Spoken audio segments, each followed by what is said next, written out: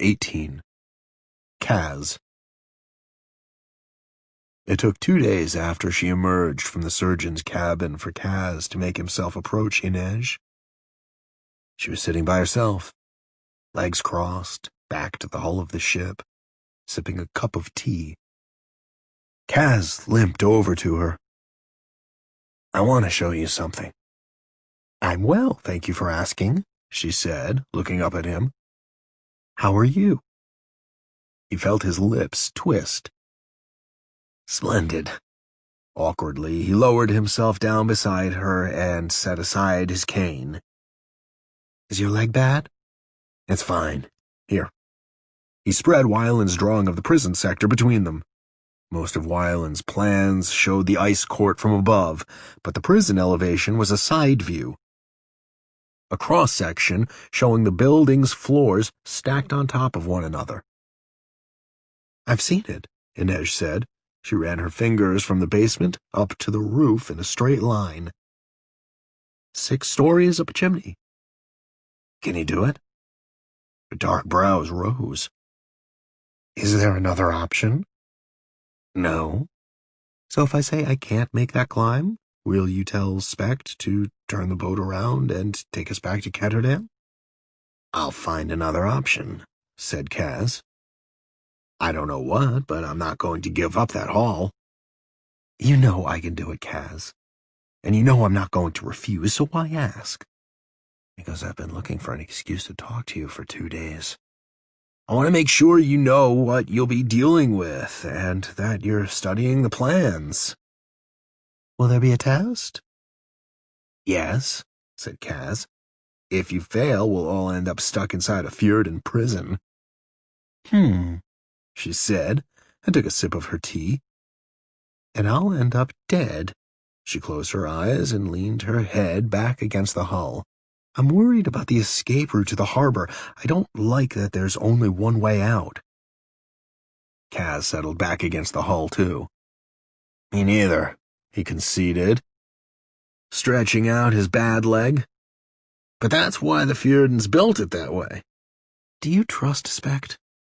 Kaz cast her a sideways glance. "Is there a reason I shouldn't?" "Not at all. But if the Fairland isn't waiting for us in the harbor, I trust him enough." "He owes you?"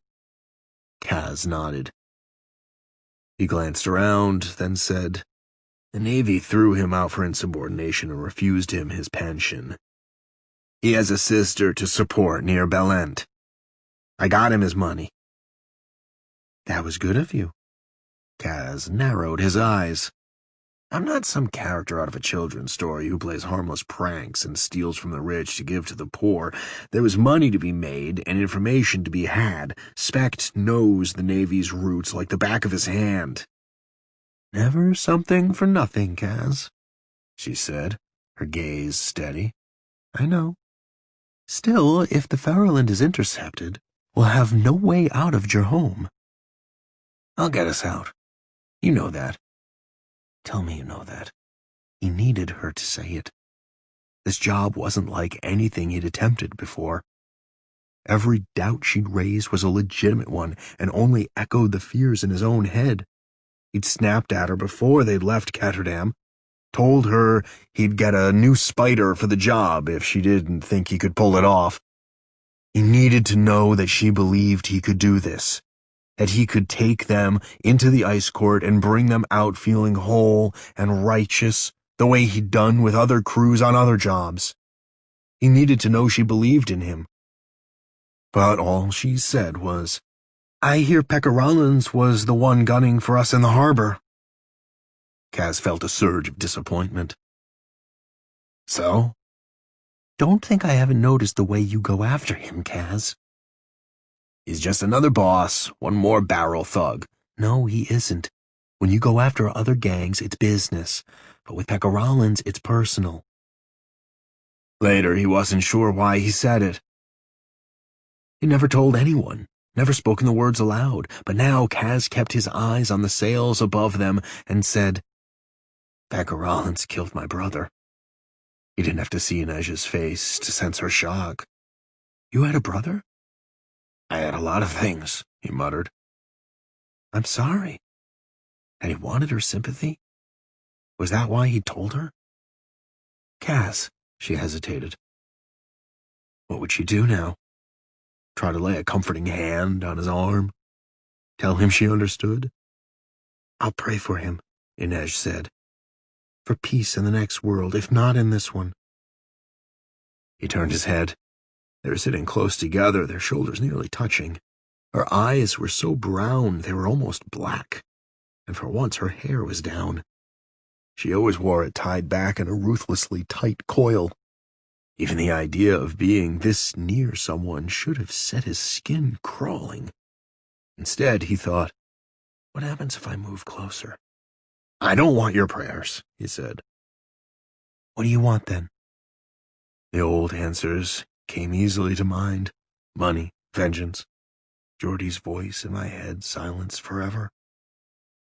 But a different reply roared to life inside him, loud, insistent, and unwelcome. You, Inej. You. He shrugged and turned away. To die buried under the weight of my own gold. Inej sighed. Then I'll pray you get all you ask for. More prayers? He asked. And what do you want, Wraith? To turn my back on Ketterdam and never hear that name again. Good. He'd need to find a new spider, but he'd be rid of this distraction. Your share of 30 million Kruger can grant that wish. He pushed to his feet. So save your prayers for good weather and stupid guards. Just leave me out of it. Kaz limped to the bow, annoyed with himself and angry with Inej. Why had he sought her out? Why had he told her about Jordie? He'd been irritable and unfocused for days. He was used to having his wraith around, feeding the crows outside his window, sharpening her knives while he worked at his desk, chastising him with her Suli proverbs. He didn't want Inej. He just wanted their routine back. Kaz leaned against the ship's railing. He wished he hadn't said anything about his brother. Even those few words raised the memories, clamoring for attention. What had he said to Giels at the exchange? I'm the kind of bastard they only manufacture in the barrel. One more lie. One more piece of the myth he'd built for himself. After their father died, crushed beneath a plow with his insides strewn across a field like a trail of damp red blossoms, Jordie had sold the farm, not for much. The debts and liens had seen to that. But it was enough to see them safe to Ketterdam and to keep them in modest comfort for a good while. Kaz had been 9, still missing Da and frightened of traveling from the only home he'd ever known. He'd held tight to his big brother's hand as they journeyed through miles of sweet, rolling countryside until they reached one of the major waterways and hopped a bog boat that carried produce to Ketterdam. What will happen when we get there? He'd asked Jordie. I'll get a job as a runner at the exchange, then a clerk. I'll become a stockholder and then a proper merchant, and then I'll make my fortune. What about me? You will go to school. Why won't you go to school?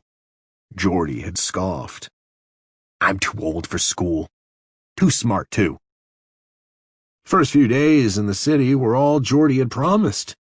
They'd walked along the great curve of the harbors known as the Lid, then down East Stave to see all the gambling palaces.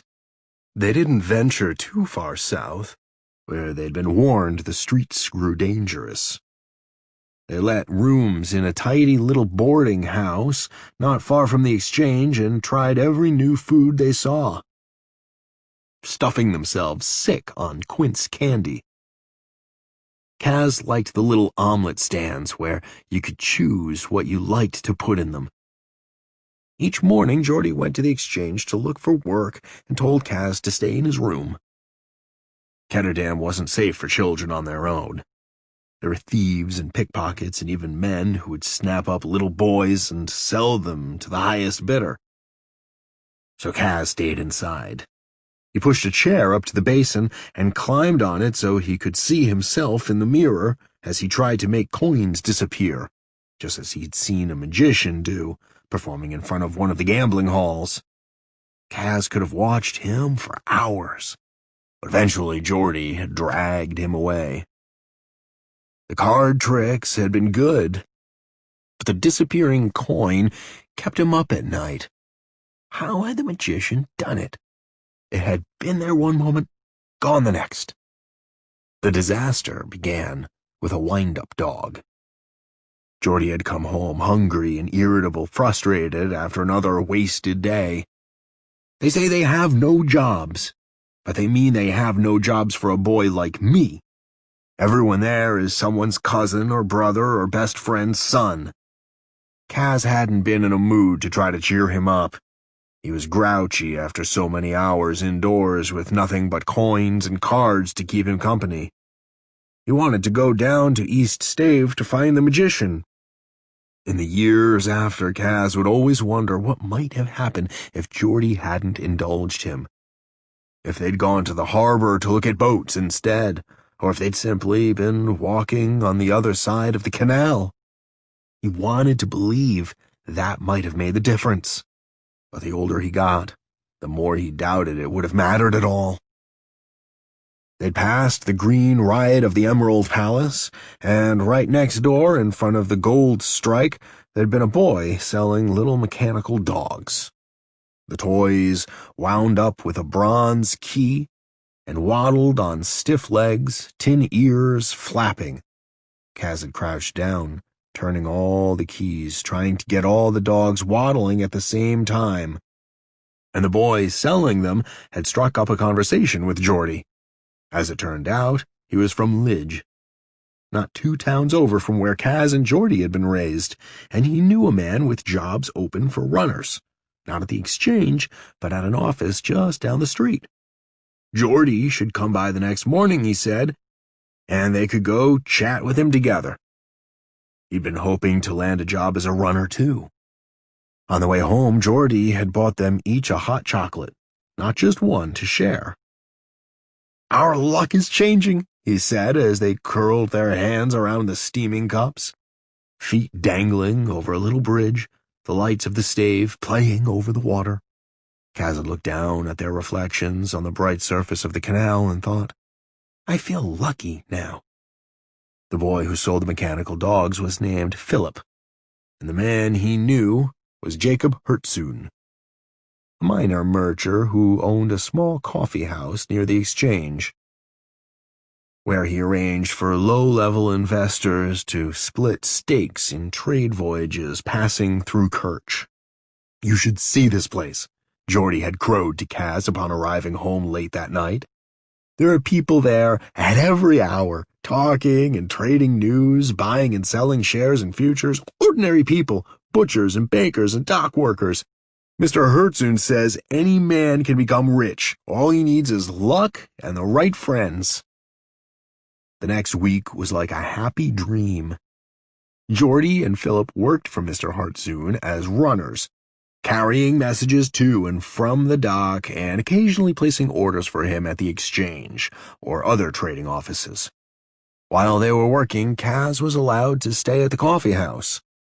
The man who filled drink orders from behind the bar would let him sit up on the counter and practice his magic tricks, and gave Kaz all the hot chocolate he could drink. They were invited to the Hertzoon home for dinner. A grand house on the Selverstraat with a blue front door and white lace curtains in the windows. Mr. Hertzoon was a big man with a ruddy, friendly face and tufty gray sideburns. His wife, Margaret, pinched Kaz's cheeks and fed him hot spot made with smoked sausage, and he'd played in the kitchen with their daughter, Saskia. She was 10 years old, and Kaz thought she was the most beautiful girl he'd ever seen. He and Jordie stayed late into the night singing songs while Margaret played the piano, their big silver dog thumping its tail in hapless rhythm. It was the best Kaz had felt since his father died. Mr. Hertzun even let Jordie put tiny sums down on company stocks. Jordie wanted to invest more, but Mr. Hertzun always advised caution. Small steps, lad. Small steps. Things got even better when Mr. Hertzun's friend returned from Novia Zem. He was the captain of a Kirch trader, and it seemed he had crossed paths with a sugar farmer in a Zemeni port. The farmer had been in his cups, moaning about how his and his neighbor's cane field had been flooded. Right now, sugar prices were low.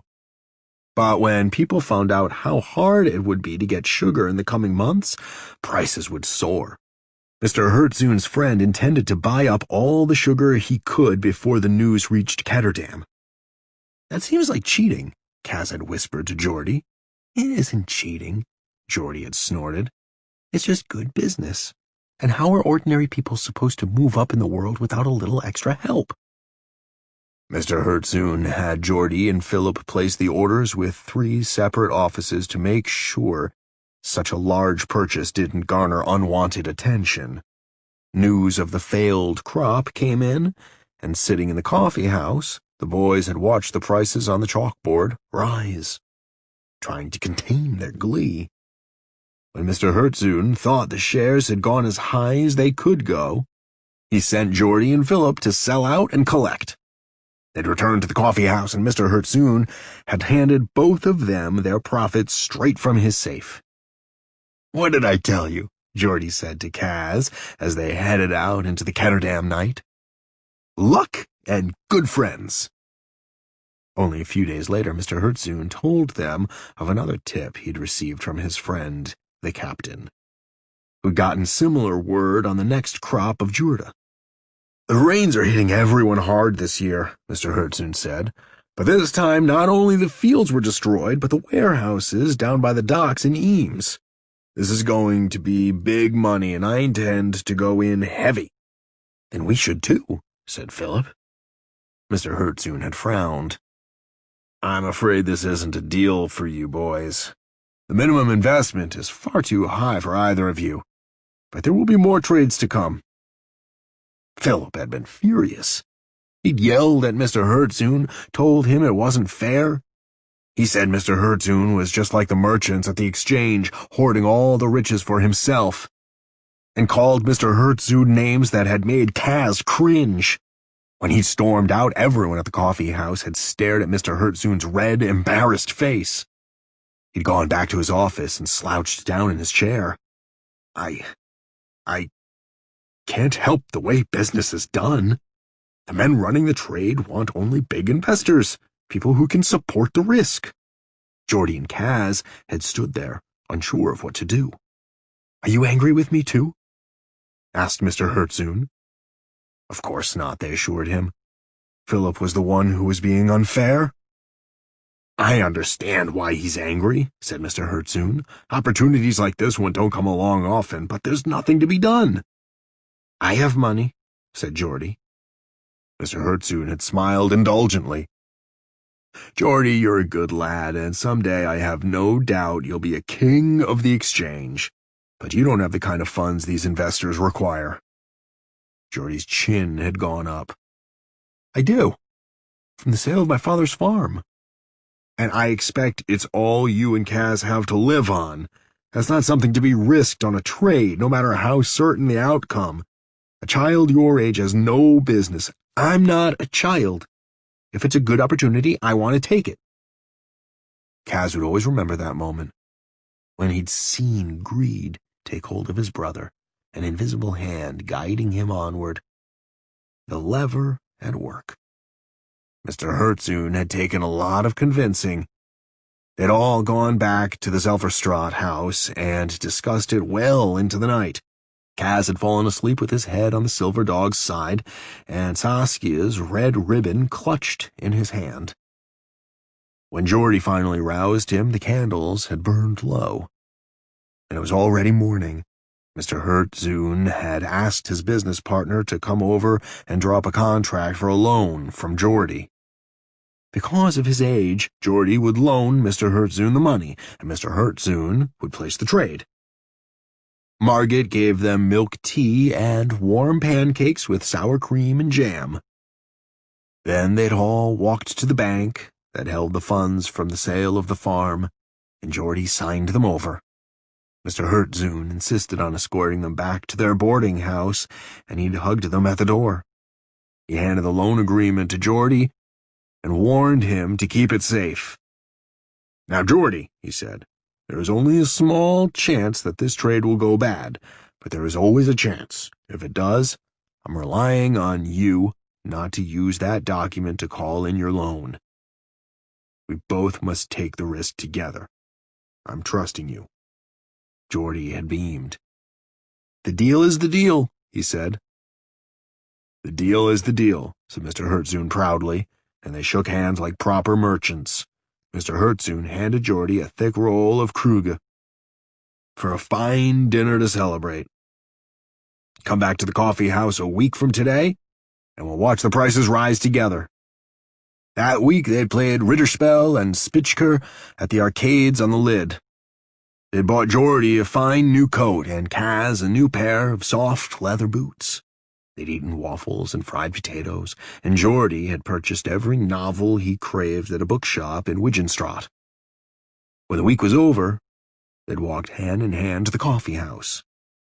It was empty. The front door was locked and bolted.